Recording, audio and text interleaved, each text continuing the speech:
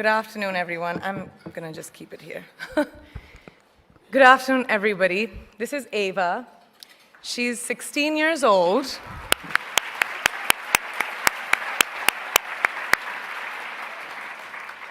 An age where girls should be enjoying their innocence and joys of their youth.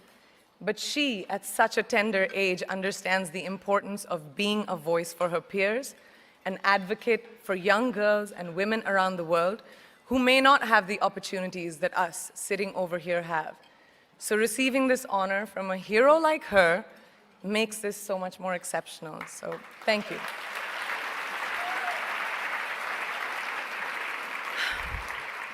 Good afternoon, and thank you, and wow, I am so privileged and so honored to be sharing this afternoon with all of you and these incredibly amazing women that are being honored today. I'd like to extend my congratulations to each one of you, Octavia, Michelle, Kelly, Patty, and all 50 women that have been included in the Impact Report. Your achievements not just inspire me, but also so many others to work harder, to be better, and to make a dent wherever we can. So I'm very, very proud to be standing alongside of you. So in life, you know, there are moments when you stop and ask yourself, how did I get here? Like, why am I standing here?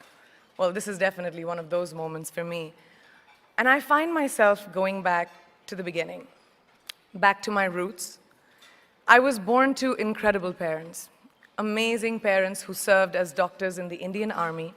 I was the firstborn, and as far back as I can remember, I made my parents very proud and happy 99% of the time. Okay, slight exaggerations of personal achievements are allowed from time to time, don't you think? My brother was born a few years later, and even then, nothing changed for me. We were both given equal opportunities, and I want to emphasize this. I want to really emphasize this for you because I don't think a lot of people might understand that being equal might seem very normal.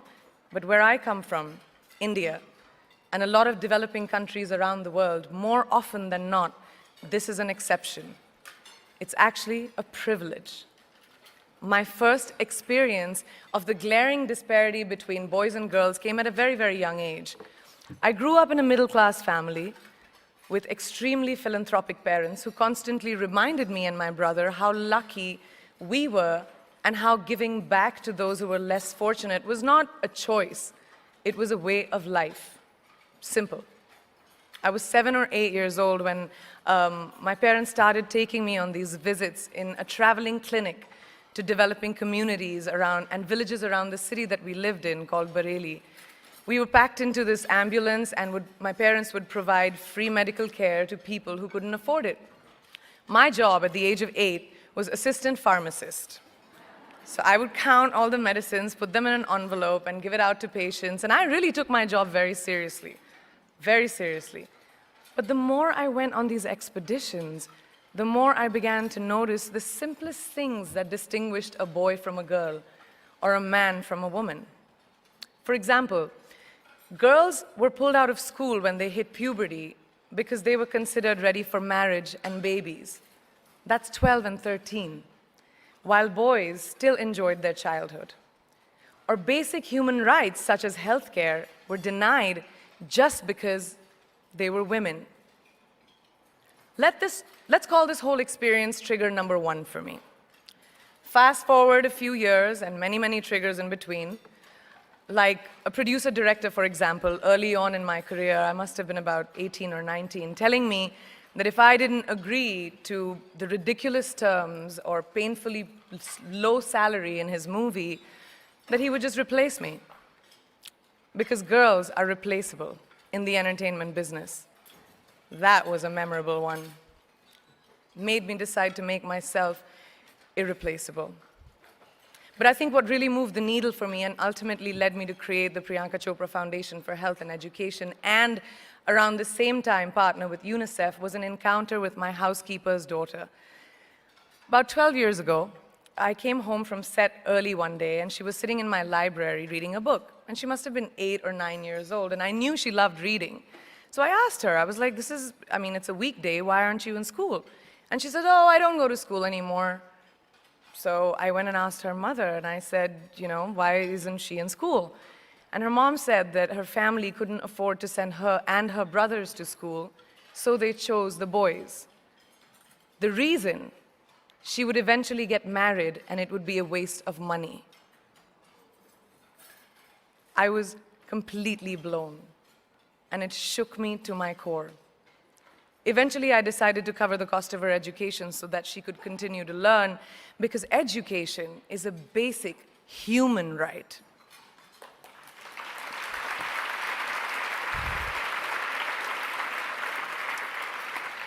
And a huge necessity, especially today. From that point on, I was determined to make a difference in as many children's lives as I could, in whatever big or small way that I could contribute. There's a really, really beautiful quote that I read recently, and I think it's absolutely appropriate to explain what I'm trying to say today. The hand that rocks the cradle, the procreator, the mother of tomorrow, a woman shapes the destiny of civilization. Such is the tragic irony of fate that a beautiful creation such as a girl child is today one of the gravest concerns facing humanity. Girls have the power to change the world. It is a fact, and yet today, girls are more likely than boys never to set foot in a classroom, despite of all the efforts and progress made over the last 2 decades. I'm just going to give you a stat, more than 15 million girls of primary school age will never learn how to read or write, compared to 10 million boys. Primary school, it's the beginning of our future. Over the last 11 years, I have witnessed firsthand the incredible work that UNICEF does for children around the world, especially victims and survivors of child marriage, displacement, war, sexual violence. But there is still so much work to do. And for me, that is the fuel to my fire. The reason I'm so committed to this cause, and that is where my passion stems from, because I know that a girl's education not just empowers families, but communities and economies. A result of her education, we all do better. It's just as simple as that. As entertainers and influencers sitting in this room, I feel that it's our social responsibility to be a voice for the voiceless, which is why I applaud each and every woman in this room for being such a badass.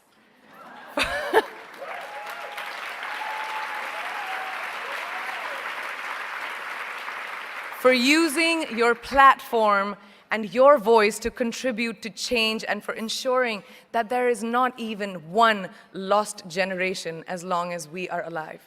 I'd like to thank Variety and all of you for encouraging me and all of us in this room to keep going and fighting on.